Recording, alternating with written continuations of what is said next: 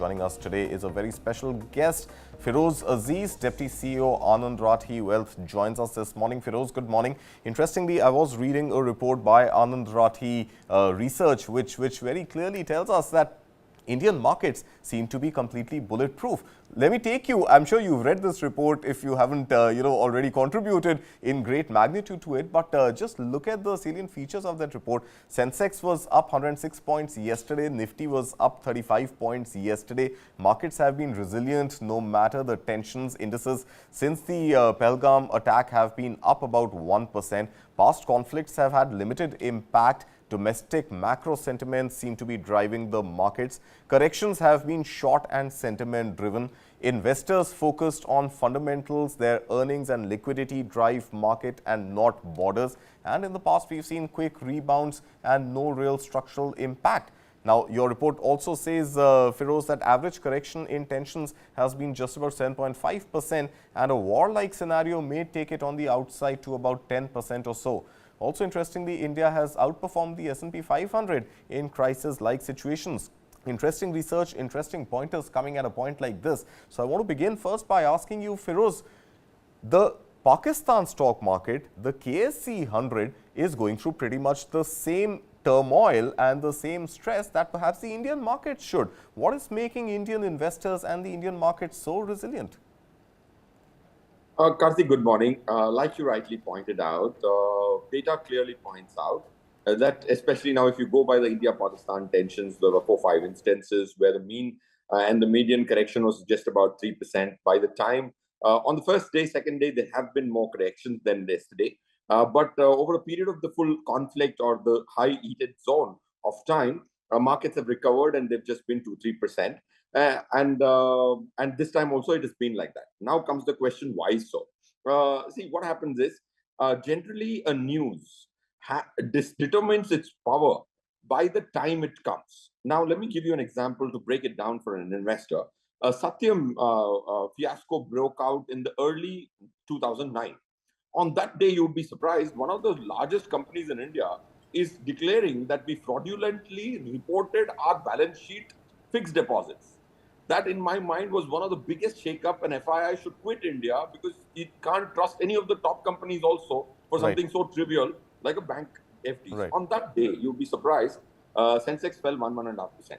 Okay. And then I started doing this research. Why so? On such a big news, how can Sensex fall 1%? That's because it succeeded a global financial crisis. That's right, already the subprime crisis of 2008. Yes, 18,000 Sensex had already come to 10,700.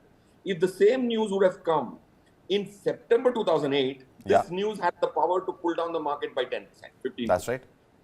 So it's so not are you suggesting, Feroze, sorry to cut you short, but are you suggesting that news on India, UK, FTA and the other global cues that we are picking up, India continuing to be the fastest growing economy as per IMF and Moody's, and of course, India looking at becoming the 4th largest economy by end of this year, are all these positive cues offsetting the potential negative impact that we could have otherwise seen on the basis of escalation on the border?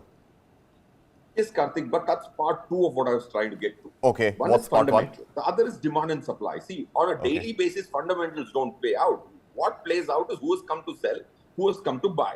Are sellers more desperate to sell, or the buyers more desperate to buy? That will determine where the price settles. Right. So first, on the demand and supply bit, since we have already given away 4 lakh crores to FIIs on the pretext of valuation, there is a lot of selling already done. If this news came in July last year, this news could have given you a 5-7% on a specific day because FIIs were still to sell. We've already sold it. Now coming to the fundamentals don't play out on a day-to-day basis. See, because in the market every day, the amount of money which comes into the market is equal to the amount which goes out. So how many of our purchases, how many ledgers got debited and monies went to another seller, that amount of stock comes and that money gets credited to the seller. So money in and money out is equal on any given day of the market. That's the equilibrium. On who is more desperate? Right. Is the buyer more desperate or the seller? Absolutely. From a fundamental standpoint, like you rightly said, Karthik, there are so many good newses which are offsetting this news on a 15-day, 1 month, 2 month basis. That determines the rebounds. The rebound depends on fundamental. The fall depends on demand and supply. That's when you see the Trump trade war didn't have a long-lasting impact on Indian markets because the fundamentals supported and sanity prevails, and then buyers over the next 10-15 days see that as a buying opportunity rather than a selling opportunity. So I think you're so right. If you see the GST numbers, 2,37,000 crores, the highest ever in April. 13.7% growth in direct tax collection, inflation at 3.6, the real GDP of the last financial year of 6.6, which is estimated after the fourth quarter comes in, on a base of 9.2 of the previous year. So all these have contributed to rebounds. And one more very important demand and supply, which is there is limitation on the short. On any bad day, if my short limit is limited, if I can only short 2,25,000 Nifty, and I can't sell more calls, I can't buy more puts, I can't sell futures beyond 2,25,000. Each individual in India has that limit, and people have already exhausted that limit. So where will fresh shorts come from? Fantastic, Feroze. That's the best masterclass anybody can expect. A 5-minute masterclass on why Indian stock markets seem to be bulletproof in this volatile and uncertain times. But Feroze, I want to understand from you, if tensions were to escalate and if we were to see retaliation from Pakistan and some sort of a longer-term skirmish, if not an all-right war, was to ensue, what happens to global investors and global investors' sentiments looking at investing in India? I think global investor sentiment, see, there are three kinds of FIIs. FIIs who are index fund investors, they invest on behalf of crores of human beings. That's one category. They have not sold India at all. They have just bought India over the last 2 years, and there's enough evidence. And if you go threadbare, who are the vanguards of the world? Anybody who's following MSCI Emerging Market Index or the India Small Cap Index has only bought. 𝐖𝐞𝐥𝐜𝐿, some people would have sold because of redemptions. Now, so that's one which is not going to be quitting India anytime soon unless their investors quit their funds, which is not happening just because there's a conflict between India and Pakistan. So that's second part, are those investors who invest in index, but they invest on their own behalf. Like quite a few US institutions, like the Harvards of the world, have their pension funds invested in emerging market index, if you look at their reportings. So that's the second category of FII. The third category of FII, which is the most fluid money, which is the hedge fund investing, that has 80% quit India. That's my estimate. So if you break down FII, which is called FII, all three have a very, very different behavioral pattern. So to come back to your question, what will happen to FII sentiment? The FII sentiment is already dampened, and the hedge fund guys, there are quite a few, there are about 12, 15 who are very, very popularly known for trading stocks, not holding and buying stocks. They are very live today. I think the second category, which is investing on their own behalf in index, is also redeeming.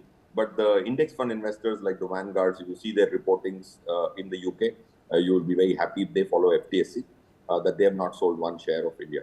Fantastic. So that is the mood that can be expected from FIIs going forward as well. I want to quickly pull up the Nifty 50 heat map, Feroze, and get your views on, despite the markets being mostly flat, there seems to be some pressure today on specific stocks and big pressure.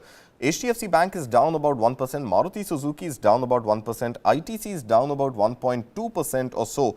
What are you making of these sudden falls in some of the very, very specific stocks, even though the overall mood of the market seems to be flat? I think these are all capital allocations changes. Now, if you see, the banking space has been little resilient, but 9 banks have declared their results. 94% of the Nifty bank has already given results. The results are 3.9% weighted average so far, 6% more to come. So you will end up at 4% earnings growth for Q4. The fee incomes have also taken a hit. So I think there is some degree of capital reallocation, because at an index level, if you see the index today is down 30-40 points, which is probably not even 0.1, 0.2%. But there's a lot of inter-Nifty movement happening. That's point one, because there are some surprises, especially in result season. This kind of capital changes happen when people are disappointed or have their results estimates not being met. So that's one thing which happens, especially in the first 2 months. And the June month is going to be a little slower in terms of recheck. That's point one. point two, if you look at today being an expiry, of course, a weekly expiry, you see the straddle is practically at no price, 50, 60 rupees on a Nifty. That means you're going to get a flat day today. So I think it's more inter-Nifty capital reallocation during earnings season, which is always seen. Fantastic. Well, let's leave it at that. Feroze Azeez, thank you so much for your inputs and the value that you bring to our viewers every time you're here on the channel. Thank you so much for taking the time and being here with us on News9.